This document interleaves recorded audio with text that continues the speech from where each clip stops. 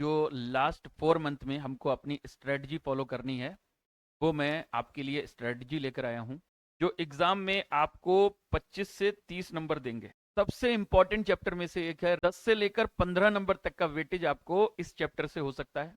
15 to 20 marks के ये जो चैप्टर है, तो बेटा पूरा का पूरा 60 मार्क्स का प्रैक्टिकल क्वेश्चंस भी आएंगे और 15 नंबर का ऑप्शन में थ्योरी भी आएगा। तो इसमें भी 40 नंबर पूरे के पूरे आप प्रैक्टिकल अटेम्प्ट कर सकते हो और 20 नंबर थ्योरी का अटेम्प्ट कर सकते हो।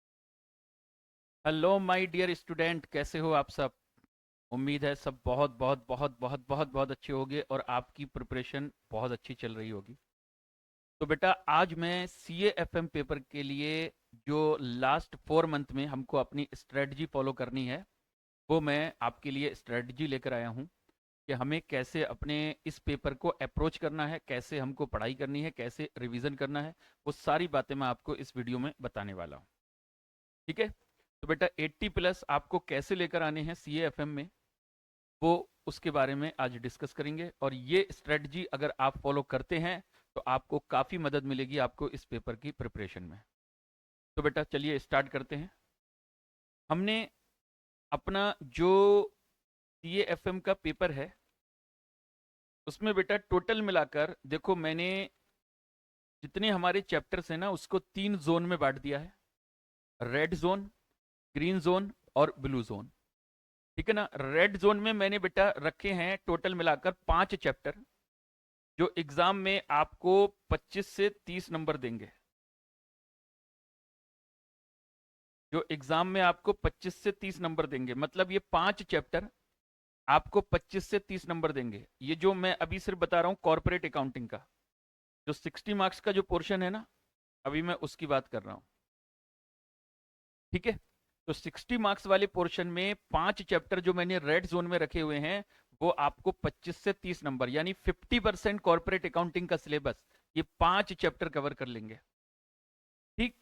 और इन 5 चैप्टर में कौन कौन से चैप्टर हैं? एक तो है इशू ऑफ शेयर्स, यानी issue and redemption of shares, issue and forfeiture of shares. ठीक है ना, रिडम्पशन हम अलग बात करेंगे, issue and forfeiture of shares.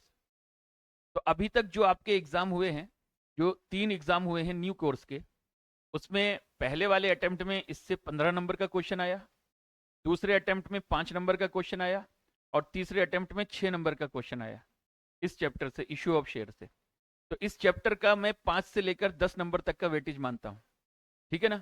तो इंपॉर्टेंट कैटेगरी में इस चैप्टर को मैं रखता हूं।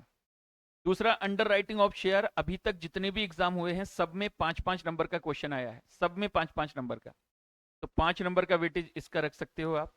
रेशियो एनालिसिस, सबसे इंपॉर्टेंट चैप्टर में से एक है ratio analysis.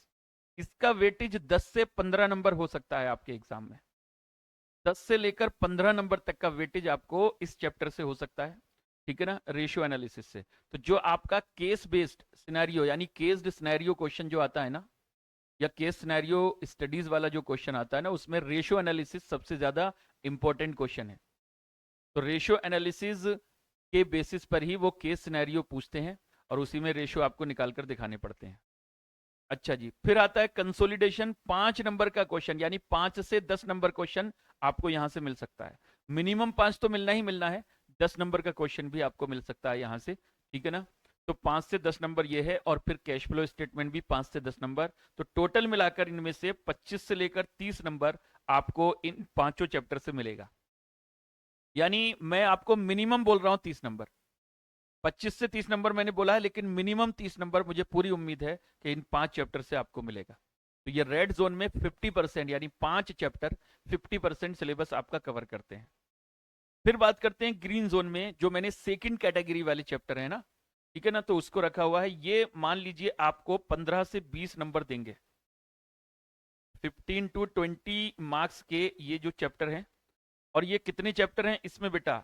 Redemption of preference shares एक चैप्टर है, फिर issue and redemption of debentures, और फिर फोरकास्टिंग वाला एक चैप्टर है, फोरकास्टिंग फाइनेंशियल स्टेटमेंट, और फिर एक इसॉप यानी एम्प्लॉय शेयर बेस्ड पेमेंट से एक चैप्टर होता है इसॉप या ESPP। ठीक है ना। तो ये आपको यहां से सब मिलाकर 15 से 20 नंबर मिल सकता है। ठीक है, अब इसमें से हर बार क्वेश्चन आता है या नहीं आता इसकी कोई गारंटी नहीं है। जैसे ये चैप्टर जो है ना, इसमें हर बार क्वेश्चन पूछ रहा है, जो मैंने रेड जोन में रखे हैं उसमें हर बार क्वेश्चन पूछ रहा है, लेकिन इनमें से जैसे रिडम्पशन ऑफ प्रीफरेंस शेयर किसी अटेम्प्ट में आता है, किसी अटेम्प्ट में नहीं आता, लेकिन आने के चांसेस ज्यादा होते हैं। ठीक है, ऐसे ही डिवेंचर का रिडम्पशन या डिवेंचर का इशू या फिर फोरकास्टिंग और इसॉप एक अटेम्प्ट में आ सकता है, एक में नहीं आए, तो ऐसा इसमें पॉसिबिलिटी है। इसलिए मैंने 15 से 20 नंबर में ये टोटल मिलाकर कितने चैप्टर हैं, एक, दो, और ये दो, तीन चैप्टर हैं, एक इशू ऑफ डिवेंचर है और एक रिडम्पशन ऑफ डिवेंचर है, तो ये तीन हो गए। फिर फोरकास्टिंग 4 और फिर इसॉप 5। तो ये 5 चैप्टर हैं जो मैंने ग्रीन जोन में रखे हैं, जो 15 से 20 नंबर के हैं। ये भी 5 चैप्टर हैं, ये 25 से 30 के हैं, और ये भी 5 चैप्टर हैं जो 15 से 20 नंबर के आपको एग्जाम में मिल सकते हैं। और बेटा लास्ट है बेटा, 5 से 10 नंबर के क्वेश्चन आपको यहां से मिल सकते हैं। ये मैंने ब्लू जोन में रखे हैं, इसमें बोनस इशू ऑफ शेयर है, बायबैक ऑफ इक्विटी शेयर्स है और अकाउंटिंग स्टैंडर्ड्स है। ठीक है ना, तो ये मैंने इसको 5 से 10 नंबर में आपको यहां से क्वेश्चन मिल सकते हैं। मिनिमम 5 और मैक्सिमम 10 मार्क्स के क्वेश्चन आपको यहां से मिलेंगे। तो ये हमारा कॉर्पोरेट अकाउंटिंग का 60 मार्क्स का सिलेबस है। ठीक है ना, तो इसी ऑर्डर में हमको कंप्लीट करना चाहिए। देखो, पढ़ाते टाइम तो हम लोग कनेक्टिविटी के हिसाब से पढ़ाते हैं, हो सकता है कि ग्रीन जोन का कोई चैप्टर हमने पहले पढ़ा दिया, ठीक है ना, रेड जोन का बाद में पढ़ाया, या ब्लू जोन का पहले पढ़ा दिया, क्योंकि वो कनेक्टिविटी के हिसाब से पढ़ाना पड़ता है।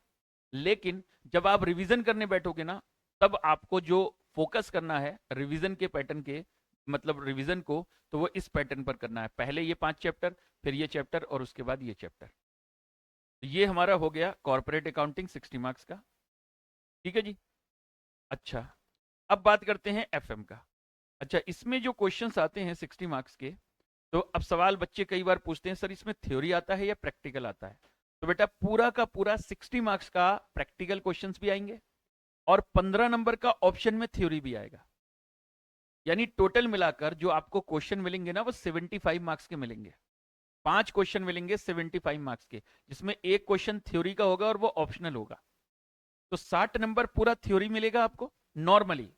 एक आध क्वेश्चन बीच में छोटा मोटा कोई 3-4 नंबर 5 नंबर का थ्योरी का डाल दे, वो अलग बात है, लेकिन 15 नंबर का एक ऑप्शनल थ्योरी का क्वेश्चन मिलेगा और 60 नंबर पूरा प्रैक्टिकल मिलेगा। तो आप चाहो तो 45 मार्क्स का प्रैक्टिकल पेपर अटेम्प्ट कर सकते हो, और 15 नंबर का थ्योरी या पूरा 60 मार्क्स का पेपर भी आप प्रैक्टिकल अटेम्प्ट कर सकते हो। ठीक है, तो ये कॉर्पोरेट अकाउंटिंग के बारे में बात हो गई। अब बात करते हैं फाइनेंशियल मैनेजमेंट की।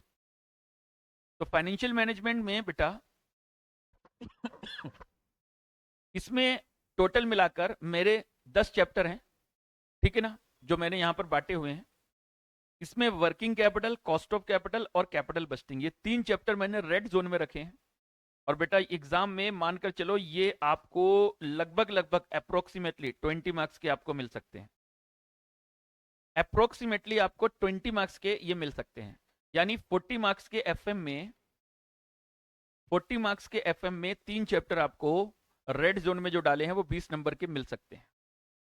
जो पहला वाला क्वेश्चन, पहला वाला पेपर जो आया था ना, उसमें तो पूरा 20 नंबर का एक क्वेश्चन वर्किंग कैपिटल से ही आ गया था।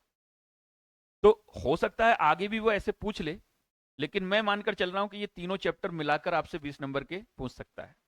उसके बाद ग्रीन जोन में मैंने 3 और चैप्टर रखे हैं, ये बेटा 10 से लेकर 15 नंबर के आपसे एग्जाम में पूछे जा सकते हैं। और इसमें 3 चैप्टर हैं, dividend decision, operational approach to financial decision और कैपिटल स्ट्रक्चर।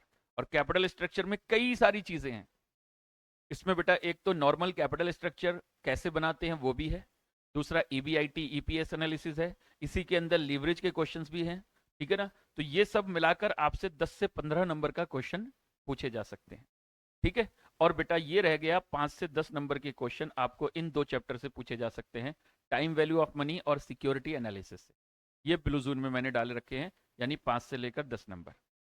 ठीक है, तो ये रेड जोन में 3 चैप्टर हैं, working capital, cost of capital और कैपिटल बजटिंग। ग्रीन जोन में मैंने dividend decision, operational approach to financial decision, जिसको हम मार्जिनल कॉस्टिंग भी बोलते हैं, और एक कैपिटल स्ट्रक्चर। और कैपिटल स्ट्रक्चर के अंदर कई सारे कॉन्सेप्ट हैं जो हम पढ़ते हैं, तो उसमें से किसी भी कॉन्सेप्ट से क्वेश्चन आ सकता है। तो 10 से 15 नंबर ग्रीन जोन से, 20 नंबर के क्वेश्चन लगभग लगभग अप्रोक्सीमेटली इससे, और 5 से 10 नंबर के क्वेश्चन आपको ब्लू जोन से आएंगे। इसमें भी बेटा देखो 3 क्वेश्चन आएंगे टोटल मिलाकर, 3 क्वेश्चन, जिसमें से 2 क्वेश्चन आपको 20-20 नंबर के करने होंगे। और जो सेकंड वाला क्वेश्चन होगा ना, उस सेकंड वाले क्वेश्चन में ऑप्शन होगा, एक 20 नंबर का प्रैक्टिकल क्वेश्चन होगा और एक 20 नंबर का थ्योरी का क्वेश्चन भी हो सकता है। ठीक है ना? तो आप समझ लीजिए थ्योरी का 15 नंबर का भी हो सकता है, यानी 15 जो 20 नंबर का क्वेश्चन होगा उसमें एक क्वेश्चन प्रैक्टिकल दे दे, 15 नंबर का थ्योरी दे दे, या पूरे चारों क्वेश्चन थ्योरी के हो सकते हैं। तो इसमें भी 40 नंबर पूरे के पूरे आप प्रैक्टिकल अटेम्प्ट कर सकते हो और 20 नंबर थ्योरी का अटेम्प्ट कर सकते हो। इसका मतलब टोटल थ्योरी अगर मैं बोलूं तो 30 से 25 35 नंबर की आपको थ्योरी मिलेगी, 30 से लेकर 35 नंबर की आपको थ्योरी मिलेगी, लेकिन वो थ्योरी सारी की सारी ऑप्शन में मिलेगी आपको। इट मींस आप पूरा का पूरा 100 मार्क्स का पेपर प्रैक्टिकल भी अटेम्प्ट कर सकते हो। ठीक है? तो काफी स्कोरिंग पेपर है बेटा, इस स्ट्रेटजी को हम फॉलो करेंगे। अच्छा, ठीक है। रिवीजन जब हम करेंगे तो हम इसी स्ट्रेटजी को फॉलो करेंगे, ये काफी आपको मदद करेगा और आप लोग जरूर जरूर इस स्ट्रेटजी को फॉलो करें। ठीक है? आपके बहुत अच्छे नंबर आएंगे, मुझे पूरी उम्मीद सीएफएम में। ठीक है जी, चलिए जी, थैंक यू वेरी मच। पढ़ाई करते रहिए, मेहनत करते रहिए और अच्छे नंबर लाइए, अपना, अपने पेरेंट्स का और हम लोगों का भी नाम रोशन करिए। Thank you very much. Bye bye.